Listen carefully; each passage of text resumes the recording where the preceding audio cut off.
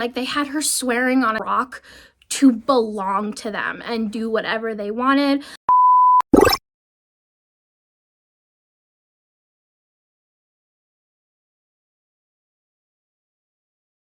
Hey, what's up? It's Ashley. Welcome back to my channel, or welcome if you are new here. This is going to be part 2 to my bully romance recommendations. I did part 1 to this about a year ago. That's when my channel was very new, so looking back now, that video is very cringy. And a lot of the books that I mentioned in that are a lot of books that people have read. So I decided to do an updated video. So I have 5 books for you guys. Hopefully it'll give you something new to read. So let's get into those recs. First book I have was one of my favorite books of 2022. I have mentioned it in a few recent videos. It is Brutal Obsession by S. Massery. Now this is a hockey college bully romance, and it was honestly the first hockey bully romance I've ever read. I think it might be like one of the only ones out there. I know hockey romances are like the thing right now, so if you love hockey romances but you want to try something a little bit darker, please go read this book. So I will say that from the very first page, the prologue, it sucks you in. It's definitely a story that gets right into things.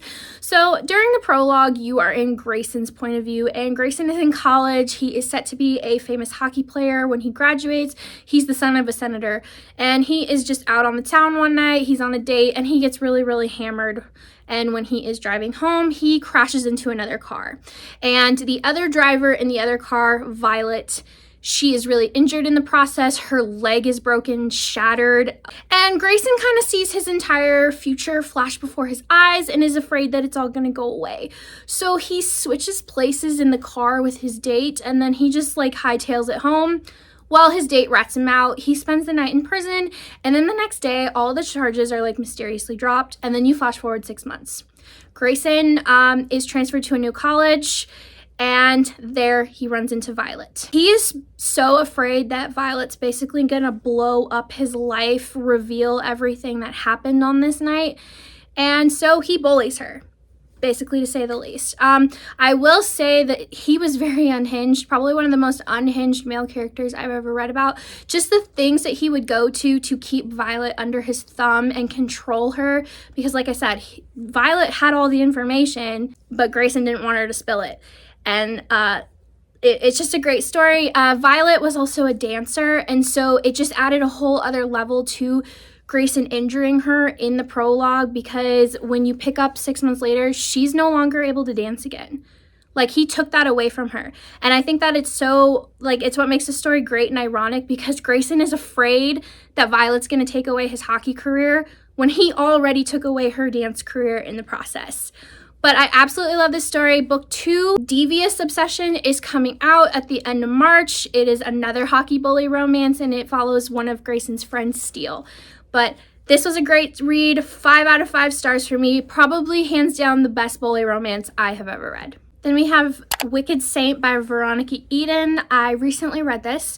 It was really good. I can't believe I hadn't heard of this series before. So I believe it is a 4-part companion novel series following 4 guys from the same high school. It's a football romance. And basically our story is set up where Gemma is a new student at this private school. Her and her twin brother are new their senior year. And Gemma is the type of person where she doesn't like to go out. She doesn't like to party. She just likes to keep to herself. And in the first chapter of the book, her mom sends her to a party to go fetch her brother and bring him home. Well, while she's at this party, there is basically mistaken identity, and our hero, Lucas, it's his party he's throwing. He sees Gemma from behind and thinks it's another one of his classmates, so he basically just grabs her and starts macking on her. Well, then he realizes that it is not the girl he thought. Gemma pushes him off, and he's just very instantly intrigued with her because it was like the best kiss of his life. Well, then you flash forward the weekend, and they go back to school that Monday, and Lucas is full on into Gemma, like wants her. And Gemma is like, get the hell away from me. I don't know who you are. You don't get to control people and tell them what to do. And basically this ends up setting Lucas off because he is like the big man on campus, king of the castle, whatever. And so because she ends up publicly turning him down, he tells his friends and the rest of the school that it is open season on the new girl, and it's a bet to see who can take her virginity, who can take her down. And I just really, really enjoyed it. It was a quick, easy read, but solid bully romance. Then we have Barely Breathing by K.G. Ruess. I also recently read this, so I will say this is a reverse bully romance, which I have never read before. If you don't know what that is a bully romance, but it is where the female is the one who is the bully. And I have to say, I was a little skeptical going in, but this book delivered in so many ways. It was very, very close to being a 5-star for me. I'm just very, very picky with my 5 stars, but it was amazing. So this book, I will say, is very heavy with your trigger warnings. Obviously, with bully romances, you're going to have trigger warnings, but this one, there's a lot to it. So you're going to follow Asha and Liam, and they are in their senior year of high school. Once again, you're going to be at a wealthy school, wealthy private school. And in the very first chapter, the prologue, you're in Asha's point of view. Asha is being very abused by her stepfather. So she was the daughter of a mafia guy, and her father cheated on her mom, and for revenge, her mom decided to remarry her father's mafia rival. This rival basically is so bad that he's still trying to get back at Asha's father by using Asha in the process. So by the time she's 15, I think, he ends up selling her virginity to one of his business associates, and then he uses her in one of his clubs as a sex slave. Like, he sells time with her to his business associates, and she has to do this every weekend. And so in this first chapter, you are seeing her point of view and what she has to deal with, and she basically says that she has become two people: the club life and then Asha, the high school girl. So then you're going to get back into your story, and you're going to have Liam's point of view. And Liam is such a cinnamon roll hero. He is such a sweet guy, and you can tell that he's always been very drawn to Asha and how pretty she is, even though she's such a bitch to him. Like, her and her friends are so cruel to him specifically. Well, they end up getting paired for an assignment where they have to learn more about each other, and the more Liam learns about Asha, just the more he falls for her, and Asha falls for him in return because Liam is like this one sweet thing in her life. But I will say the bullying that Asha does to Liam is pretty horrible, because she's trying to create this whole persona of somebody, and she doesn't want people to know about what else is going on in her life, so she puts up this defense mechanism.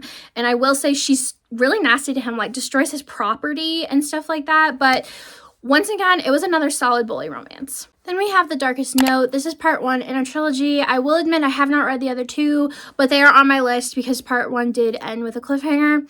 I just haven't gotten around to it. Okay, so this is going to be another high school one, and this is going to be a school that specializes in liberal arts, as our female main character transfers there as a scholarship student, I think. So this follows Dutch and Cadence, and your prologue is going to open up with Cadence performing on an open mic night, but she is in disguise because she has such stage fright. So one of her music teachers kind of gives her this idea to create an alternate ego, like when she's performing, to help her get past that. And so that's what she does. And Dutch is there, and he's very, very attracted to her and her voice, and he kind of makes it his mission to track her down throughout the book. Then you're going to get to where our story starts, and Cadence is new at this school, and Dutch and his brothers and his best friend, they kind of run the school. They have a band that is very, very popular.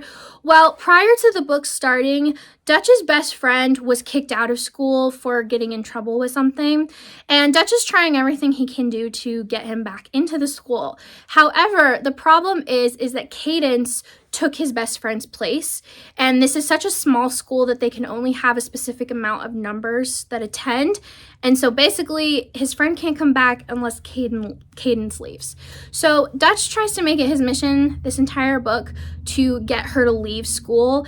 And he goes to lengths with humiliating her on stage and everything like that. And like I said, because there's also this whole mistaken identity thing where he's in love with her alter ego, it just makes for a very interesting story. I will also say Cadence is trying to raise her younger sister on her own. There's no parents around. She's trying to pay the bills, work while all this is happening. But I really, really enjoyed it. It did end on a cliffhanger, so hopefully I'll get to book 2 and 3 very soon. Last one I have is a series. It was one of my favorite series of 2022, and it is The Kings of Quarantine. These are the same authors that wrote Zodiac Academy. I won't talk about this one too much because I do talk about it in a few videos, but for a bully romance, it's amazing, and it is a reverse harem, and I feel like I needed a reverse harem in this list just to kind of toss things up a little bit. So this is going to follow Tatum, and Tatum is a senior in high school, and she is transferring to a new boarding school. Now, this story takes place when there is a COVID-type virus happening in the world. It isn't COVID exactly, but it's something very similar.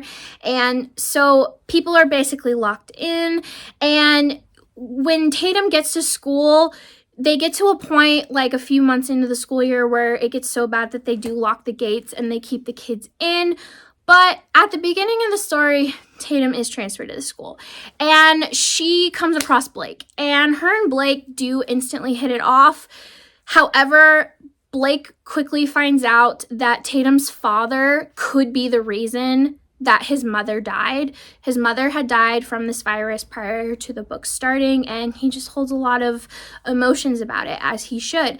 And so they kind of get wind that supposedly it was Tatum's father that is the reason for all of this. So he and his 2 best friends kind of vow to take her down. And the stuff that they do to her was brutal. Like, they had her swearing on a goddamn rock to belong to them and do whatever they wanted.